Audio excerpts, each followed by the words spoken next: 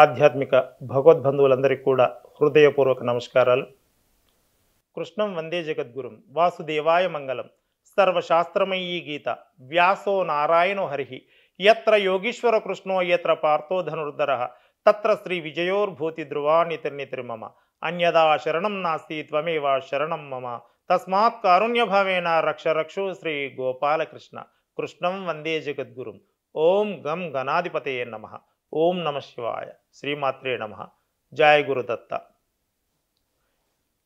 ఈరోజు మరి నవవిధ భక్తి మార్గాలలో మనకు ధ్యానం అనేటువంటి ఓ భక్తి మార్గాన్ని కూడా ఋషులు ఎంతో చక్కగా మరి నిర్దేశించడం జరిగింది. భగవంతునికి మనం చేరువ కావడానికి, భగవంతుని ప్రసన్నం చేసుకోవడానికి, మన మనసులో గణనీయమైనటువంటి కోరికలు తీర్చుకోవడానికి, ఆ భగవంతునికి మన భక్తిని నివేదించుకోవడానికి ఈ ధ్యాన మార్గం అనేటువంటిది కూడా ఓ చక్కని మార్గంగా సూచించారు. మరి ధ్యానం అంటే ఏమిటి? ధ్యానం అంటే ఏ సాధకుడైతే తాను ఏ దైవాన్నైతే ఇష్టపడుతున్నాడో, ఏ దైవము యొక్క స్వరూపాన్ని తాను అత్యంత ప్రేమగా ఇష్టపడుతున్నాడో, ఆ యొక్క భగవంతుని యొక్క స్వరూపాన్ని తాను పద్మాసనం వేసుకొని కూర్చొని కళ్ళు మూసుకొని మనోనేత్రముతో ఆ భగవంతుణ్ణి దర్శిస్తూ తదేకమైనటువంటి ధ్యానంలో కూర్చోవడమే ఈ ధ్యాన మార్గం. ఈ ధ్యాన మార్గం అనేది అంత సులువైనదేమీ కాదు. ఇది ఎంతో సాధనతోని, ఎంతో ప్రయత్నపూర్వకంగా చేయవలసినటువంటి ప్రక్రియ. ఎందుకంటే దైనందిన జీవితంలో మనం అనేక రకాలైనటువంటి పనులు చేస్తూ ఉంటాం, ఎన్నో ధ్వనులు వింటుంటాం, ఎన్నో విచిత్రమైనటువంటి రూపాలను చూస్తూ ఉంటాం. కళ్ళు మూసుకొని నిశ్శబ్దంగా కూర్చున్నప్పుడు, ఓ ప్రత్యేకమైన స్థలంలో, ఓ నిర్దిష్టమైనటువంటి ప్రదేశంలో కూర్చున్నప్పుడు మనకు ఆ యొక్క ధ్వనులు, ఆ ధ్వనుల యొక్క తాలూకు శబ్దాలు మనకు వినిపిస్తూ ఉంటాయి. తర్వాత ఏవో కొన్ని దృశ్యాలు మన మనసులో వాటి యొక్క చిత్రీకరణ కనిపిస్తూ ఉంటుంది. ఎందుకు అనంటే మనసు చంచలమైనటువంటిది. మనోనిగ్రహం కలగడం అనేటువంటిది చాలా సాధనతో కూడుకున్నటువంటి అంశం.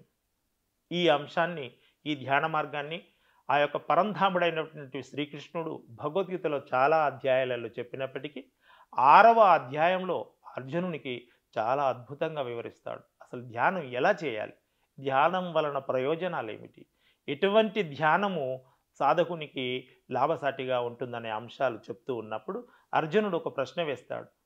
కృష్ణ, ఈ ధ్యానం అనేటువంటిది చివరి వరకు కూడా సిద్ధించకపోతే సాధకుని పరిస్థితి ఏమిటి అని. అప్పుడు ఓ చిరునవ్వుతో శ్రీకృష్ణుడు ఇచ్చినటువంటి సమాధానం, ఇది చేయగా చేయగా చేయగా పునః పునః పునః మనం దాన్ని అవలంబించగా తప్పకుండా సాధకుడు దాన్ని అనుకున్న స్థాయిలో సాధించగలడు. ఒకవేళ మరణం వరకు కూడా సాధించకపోతే ఇదే తపనతో మరో జన్మల ఖచ్చితంగా ఇది సిద్ధిస్తుంది అనేటువంటి విషయాన్ని కృష్ణుడు మనకు చెప్పడం జరుగుతుంది. అందుకోసమే ధ్యానంలో కూర్చున్నప్పుడు మనస్సుని మనము స్థిరంగా ఉంచుకొని ఎటువంటి ఆలోచనలు వచ్చినా, మొదట చాలా రోజుల వరకు అనేక రకాలైనటువంటి ఆలోచనలు వస్తూ ఉంటాయి. కొందరికైతే ధ్యానంలో కూర్చున్నప్పుడు కూరుపట్లు వచ్చి నిద్ర కమ్ముకునేటువంటి అవకాశం కూడా ఉంటుంది.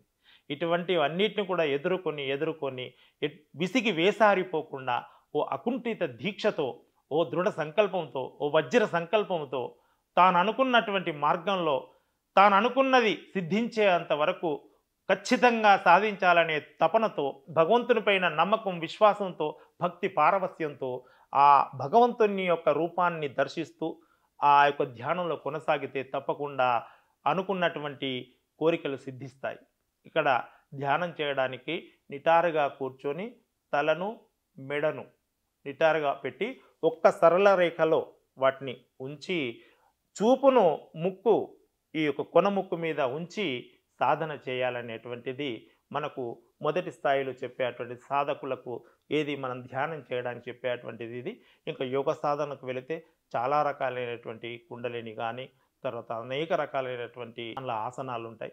ఏదేమైనప్పటికీ కూడా మొత్తానికి భగవంతుణ్ణి దర్శించడానికి ఎటువంటి యొక్క విగ్రహం ముందు పెట్టుకోకుండా, ఎటువంటి పటం ముందు కూర్చోకుండా తనకు నచ్చిన భగవంతుణ్ణి, ఎందుకంటే దశావతారాలు ఉన్నాయి, ఆ దశావతారాలలో మరి తమకు తోచిన నచ్చిన అవతారాన్ని ఆ యొక్క మనోనేత్రంతో వీక్షిస్తూ చక్కగా ధ్యానం చేయడం అనేటువంటిది ఓ అద్భుతమైనటువంటి ప్రక్రియ ధ్యాన మార్గంలో. ఇది కొంతమంది నామస్మరణ చేస్తూ కూడా ధ్యానం చేస్తారు. ఏదేమైనప్పటికీ కూడా మన మనస్సుని ఆ రూపం మీద లగ్నం చేసి ఉంచడం కూడా ఓ గొప్ప ప్రక్రియ. ధన్యవాదాలు. Please subscribe to the channel and download the Politicos app from the links in the description.